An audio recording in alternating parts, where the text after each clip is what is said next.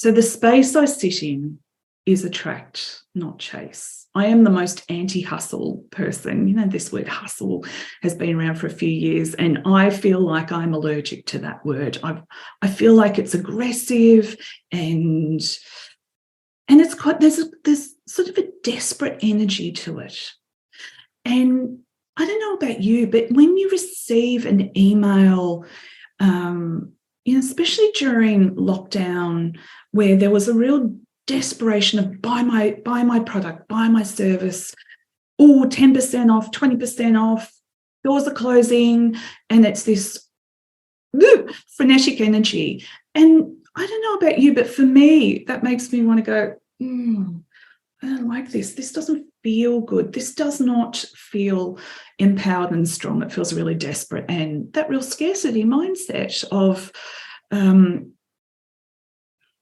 things are slipping away. So I thought, no, I think we need to flip this on its head. And I think it's about finding our strength and our connection to oneself to sit strongly, a balance of masculine and feminine energy. Sometimes we need to take action, but a lot of the time it's from a considered, not a lot of the time, all the time, it's from a considered place, not a desperate, frenetic place. That's what I mean with attract, not chase. So when I think about,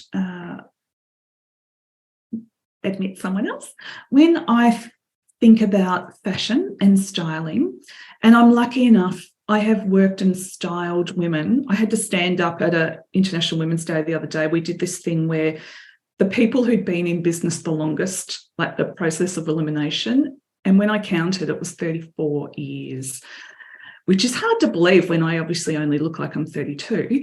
But 34 years, I started when I was 16. So one of the words that keeps coming up, and it's more and more and more, not less now, is confidence. And I think compounded by what we've all been through in the last few years, self-confidence and self-worth keeps coming up. I find, and I've spoken to other specialists, whether it's makeup artists, couture designers, all in my sort of industry. And what we find is women will talk to them and it's really lovely. And within the first paragraph, they're apologising for their bodies.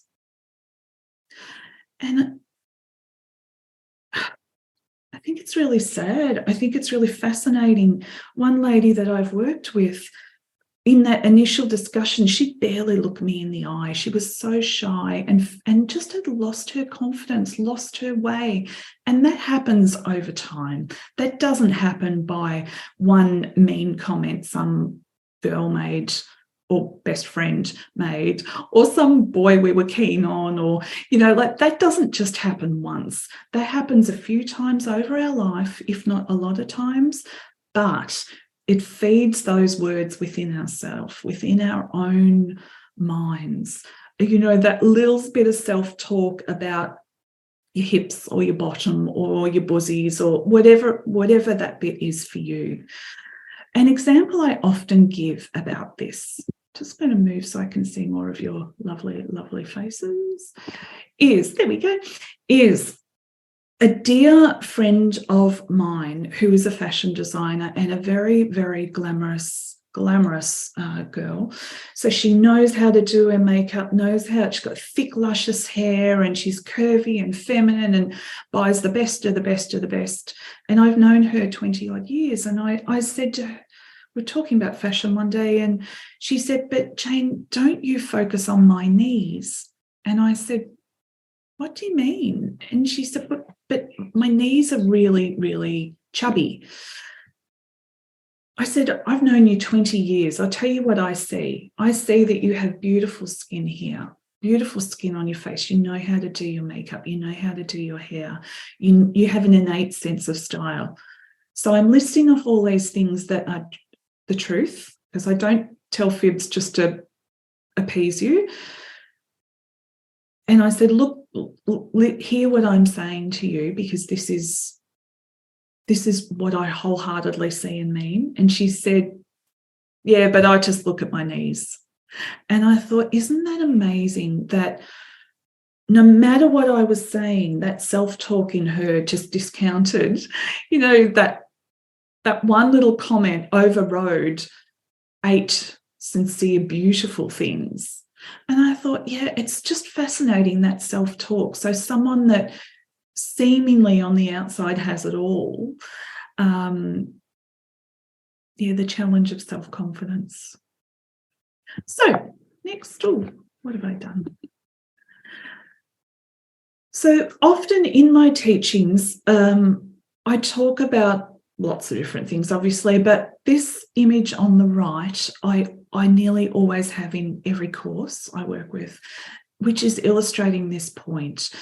For so many women, and I'd love to say it's a super small percentage, but I find that it's not. It is a bigger percentage than,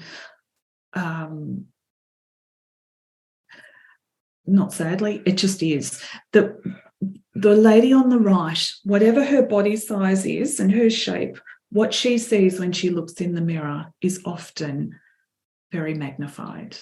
It's not often the truth. So I call it the 150% mirror. Instead of seeing yourself as you are, somehow our eyes go to the certain areas you're so worried about and they seem bigger.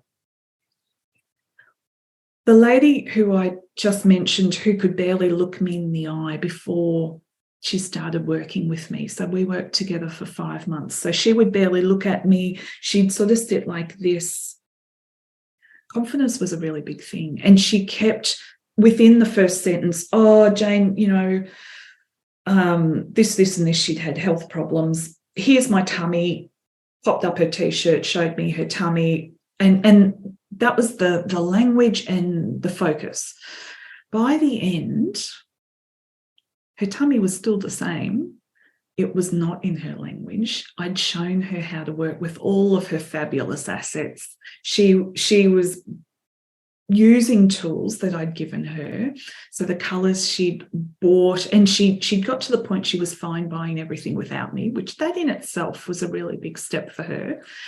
But what I also saw is she'd taken up more space. Even on Zoom, she owned her space. And she was a bigger energy in the space. And she was saying, Jane, I've thought of this great business idea, blah, blah, blah, blah, blah. What do you think? I think I'd be really good at this.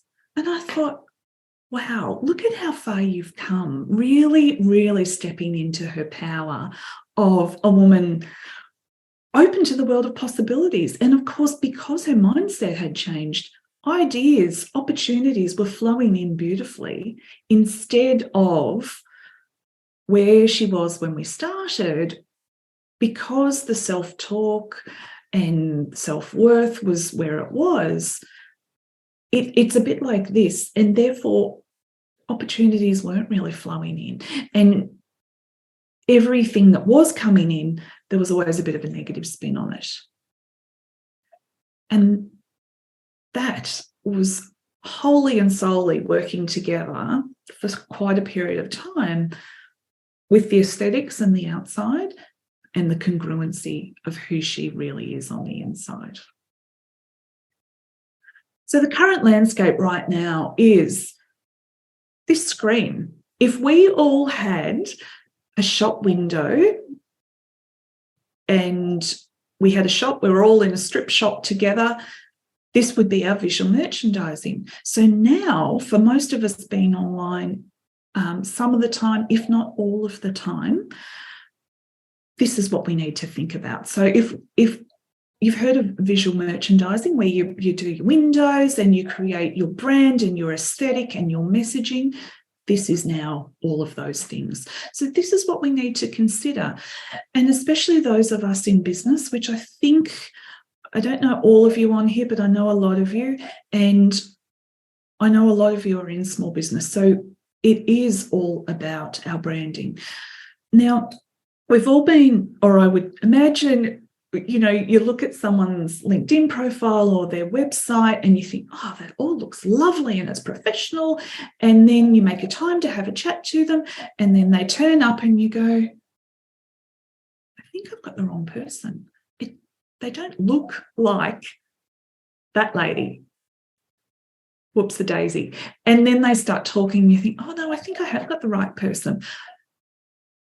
But my point with this is it's the congruency of branding, whether that is colours, whether that is aesthetic, whether that is the feel, whether that is, and of course, how you present. Now, I give a little example of this story where I was teaching online presentation, and this girl turned up who was in finance, and she had a really clever business, really, really clever. Her branding, because I helped her with her photo shoot, was really lovely, and it really worked for her colorings and who she is, and she really sparkled and shined. On Zoom calls, she turned up in like a sports crop toppy thing, wet hair, in a bun, no makeup, sort of looking all disheveled. And I said, if we were meeting in person, would you wear that? Now, I might add, she asked me point blank, because I'm not here to give opinions for people that are not interested to. Like, I'm not here to make anyone feel less than.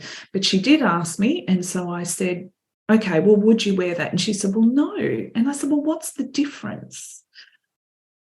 And she said, but I'm really good at what I do. I've got 20 years experience. I'm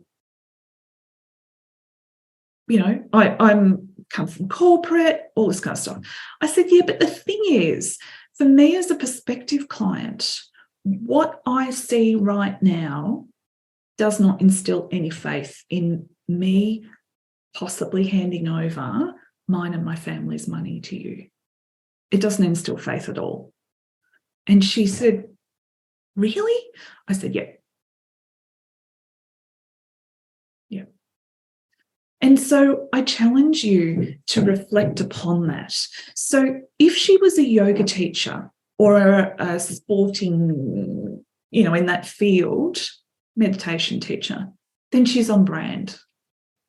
So it's not about wearing makeup, not wearing makeup. It's not about that. It is about being congruent with your messaging.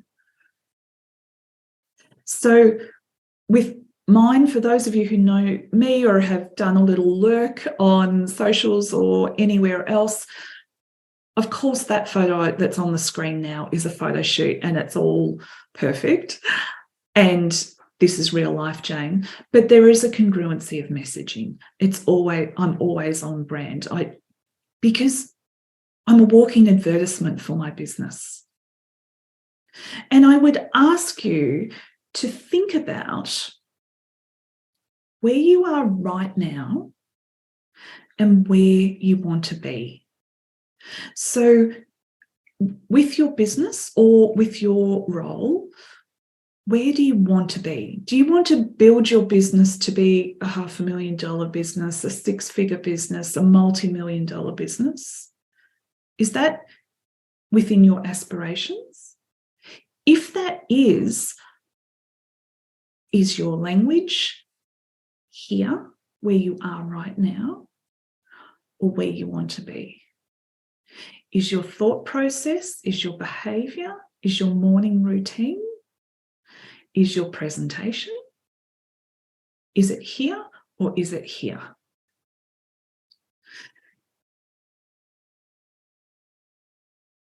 If that statement that if you always do what you've done, you don't get the new result. I'm sure it's worded better than that, but that, you know what I mean. If you don't look at it from a marketing point of view, if you don't put time and energy into marketing in some form, whatever that is, you're not going to get a different result.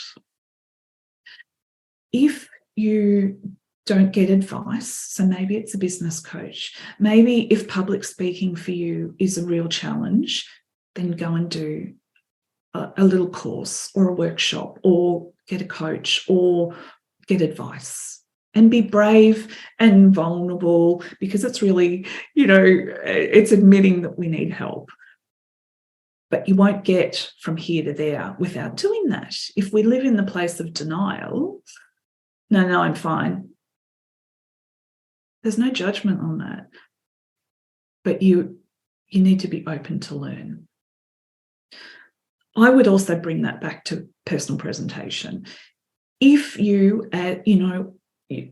you're a speaker, or you've written your book, and all power to you, congratulations, because it's a really big milestone, or you've got your course going, or whatever area your business is, and you're ready, you've done your hard yards, you are ready to scale, you are ready to elevate. I would say it is worth looking at getting help to do that for the personal presentation, because it is not enough to just have a brilliant product or have a brilliant service. I would say, though, it depends on what your goals are. If you are someone that is really happy with the size of your business, then fantastic. That is so wonderful. But if that's something you want to improve on and move forward and elevate, then I would consider that. And we all need help. Like we all can't be brilliant at everything. It's just I'm the first to admit, you can't all be great at everything. So that's where advice comes in. Your goals. So that's what I've really just talked about. It depends what you're looking for within your business. And I would urge you to really dig deep and think about that. I was reminded recently about, on a call, actually, I was on with Linda recently, with a beautiful coach, and she was saying things that I've heard before, but you know how it lands at different times when you're ready, of if you want to be at a certain level, you need to not only block out all the things that are not of any use, or not distractions, but also vibrate in that space, think in that space, dress in that space, get advice, and radiate from that space. And to me, that is being magnetic. Okay, fashion can often be viewed as superfluous, and yet it is the easiest way to have an immediate impact as a leader. I couldn't agree more.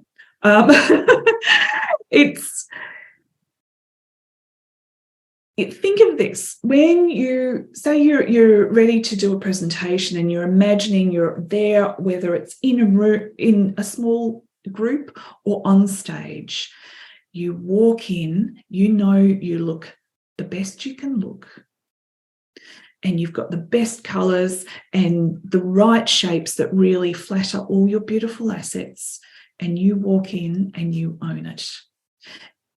You haven't even opened your mouth yet. You've already got them.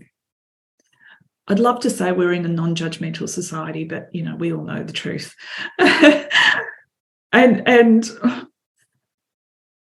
like, I'm all about depth, but we are judged. We are. So if you can help yourself, I think that really makes a big impact. And I think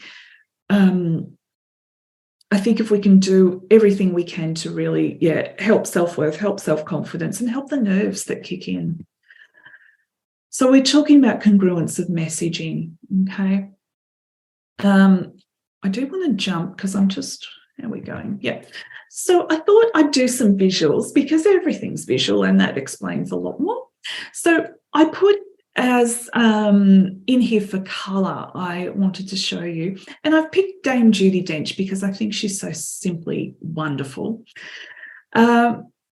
it's a bit like secretly when you see anti-aging ads and there's a beautiful, gorgeous 20-year-old doing the ads. And I feel like going, honestly, that's not anti-aging in my book. I suppose it's all perspective on whatever age you are. But I thought I'm going to put someone in there here that I really admire, and I think she's so beautiful.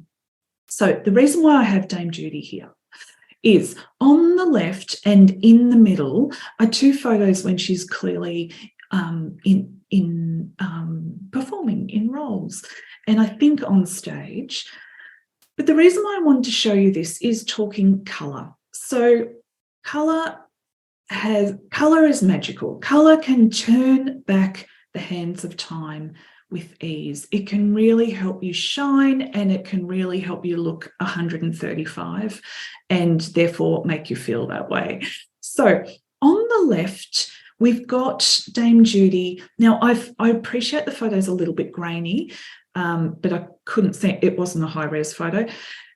But her hair is very golden. It's got a really yellow hue to it. She's wearing bronze and then cream with that, I've forgotten the name of what those little pieces are. As a result of all of those, what I'd call very warm tones, I can't see her eyes. They've faded into the background. In the middle photo, so she's got a red hue to her hair and then wearing this very golden print. There's a bit of greeny grey in it, but it's very warm. Again, I can't see her eyes. Her skin looks really mottled and slightly strange. All her makeup is really warm. On the right, now I realise this is a headshot, so it's a little bit glam, but it illustrates the point really well.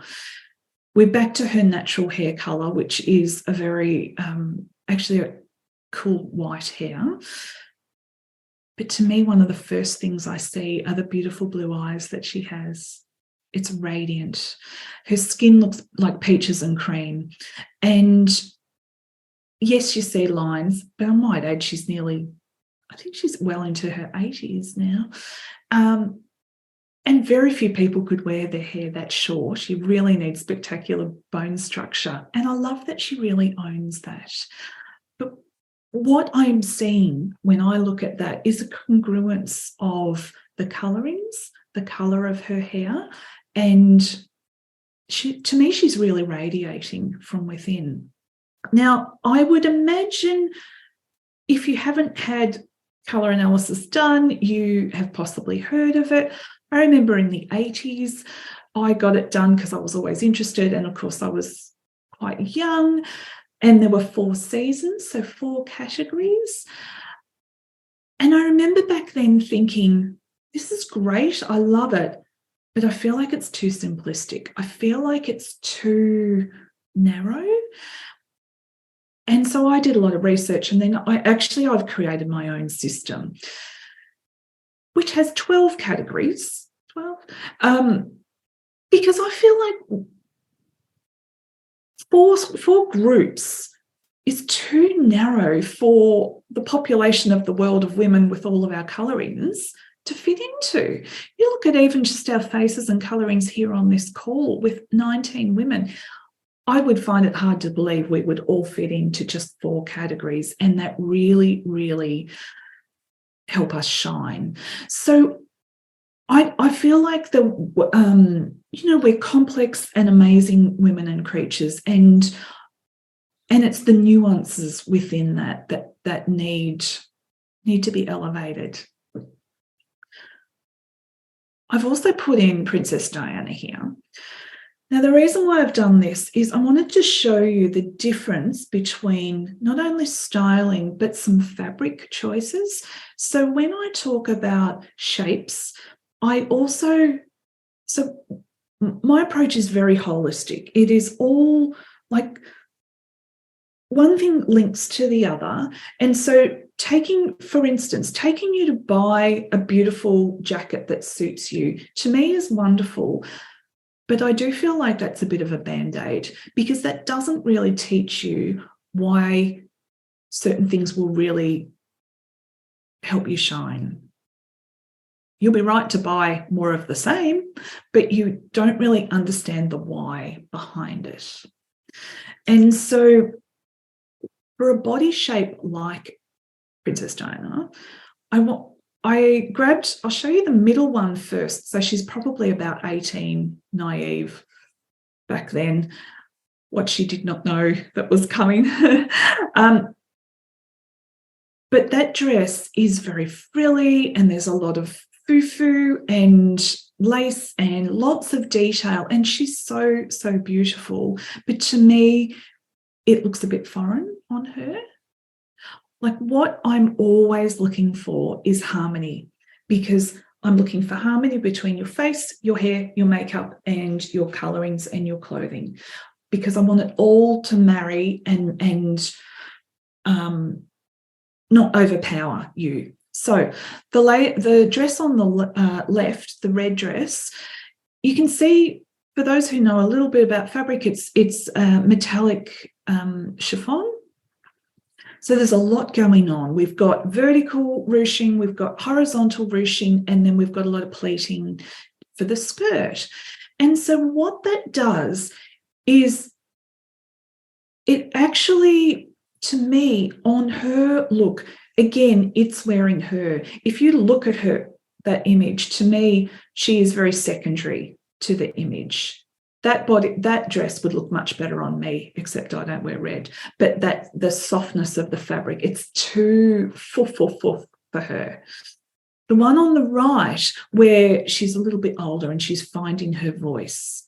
So the blue obviously is one of her best colours, with those big, beautiful blue eyes that she has in delicate colourings.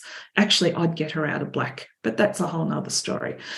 But what it does do is the fabric has a little bit more body to it, a little bit more,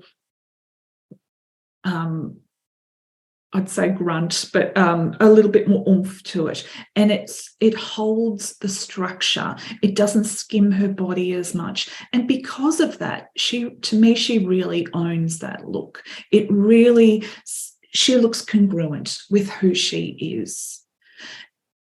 And one doesn't overpower the other. I often get asked about black a lot. And look, personally, I love black, and I love head to toe black. I think it's very Italian and it's very stylish, and women can look really cool in it. And I am not one of those. Three of my values are ease, freedom, and flexibility. In terms of ease, I have to work too hard to look good in black. I always, hand on heart, every time I wear black near my face, someone says to me, "Oh, you're not feeling well today. Oh, you're sick today." I'm like, "No, but I feel like it now." That happens all the time. And the other bit that I find with black is, because you'd think it'd be all right with blonde hair, but there's two bits. One is I have to change all my makeup, because none of my makeup works with it. It just doesn't sort of blend. It looks too foreign.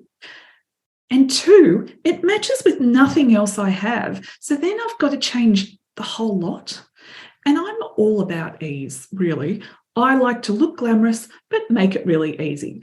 And so when I used to travel, when I was a buyer, that means I've got to take 2 lots of everything. That's too much work. What I'm all about is, once you know what works for you, you can nearly get dressed in the dark and it will work perfectly, because it all works together. And that's buying less pieces, and it's buying more considered pieces, and voila. When I did a talk recently, and I told the girls on there that I own one lipstick. One. Here's the stylist. I just have one, because it's the right colour for me and it works with everything I own. That's pretty nice. Like, I don't know about you. And look, some ladies, you want lots and lots, and all power to you. That's fabulous. I am not one of those. I have one set of everything and that's it. Really, again, it's back to ease. So when I thought I'll put in a visual, because I touch on hair and makeup, of course, because That's all part of our look. And what I wanted to show you here is the beautiful Reese Witherspoon. I had to search. I can't tell you how hard I had to search to find a photo where she didn't look as pretty as normal. That's as beautiful as she normally does. So the photo in the middle, what I wanted to show you here, I know she's not smiling, but she has dark hair. I think it was for a role that she did. But why I've got this on here is someone of her colorings. To me, when there's a block color of hair like that, as opposed to highlights, it looks like a wig. It washes her out. The photo on the left, she's back to her blonde hair. But to me, with her colorings and the makeup choices there, it looks a bit like a costume. It looks, to me, it looks too much like a painted doll. And like she's an absolute beauty, but yeah, I feel like it's too much. It's wearing her, not the other way around. The one on the right, the layers of blonde highlights work really well on her colorings. But you can see what I mean here with the makeup. The makeup works with her. We're looking at harmony. Her beautiful eyes are the feature, as they should be. Her skin looks like peaches and cream. It's turned back the clock. And that is the difference between knowing what works and knowing what doesn't.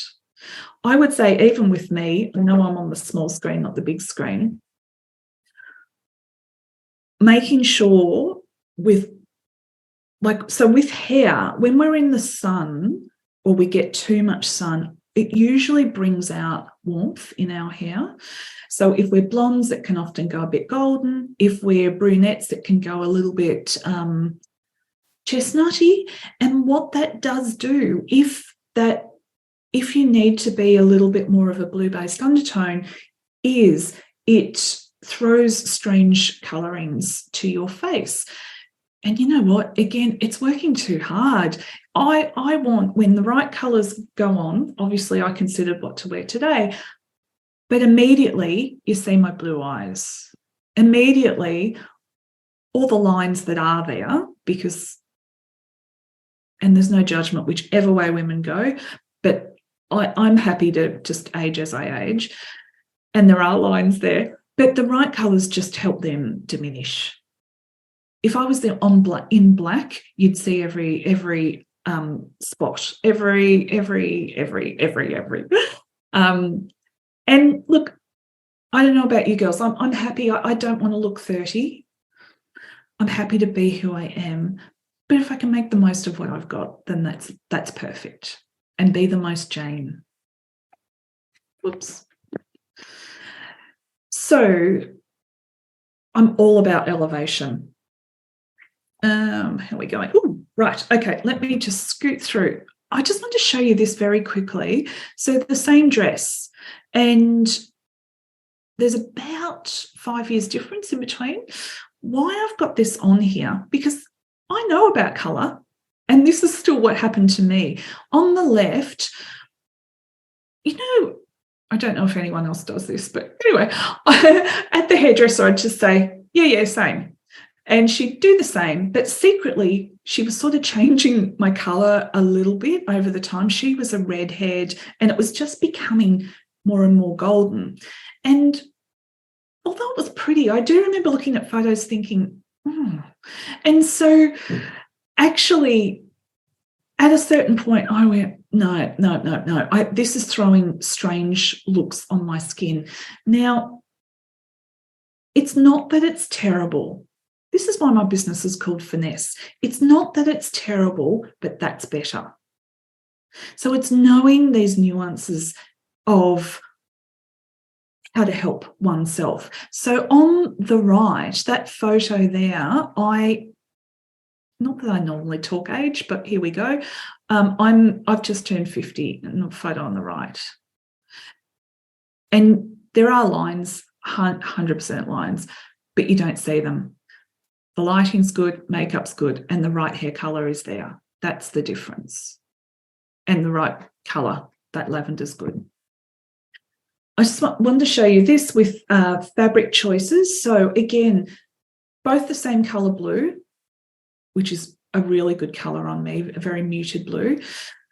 The one on the right is a woven fabric. Now, I actually bought this in Paris when I was there, and I love it. I have not worn it once. It's still got the tags on. I put it on and then I go, yeah, and take it off. It's not that it's terrible, but the one on the left, every time I put that on, I go, feel great, feel great. Hides my tummy. I can still eat chocolate. That makes me happy. And all this is, yes, it's styling, but it's 100% the fabric choice. One is a viscose jersey. When you come and work with me, instead of talking really high technical terms, I'll say to you, if it's floppy and fluid, it's for you. If it's crispy and crunchy, back out of that shop and don't buy it. So we make it easy. That's the difference. Crispy and crunchy on the right is not good, not that great for me. Floppy and fluid on the left, I look, I don't know, 5 kilos lighter immediately. My arms look slimmer, and that's fabric choice and shaping. And of course, it's better here. Must-haves. So I will say, as a stylist, often, you know, when you see different,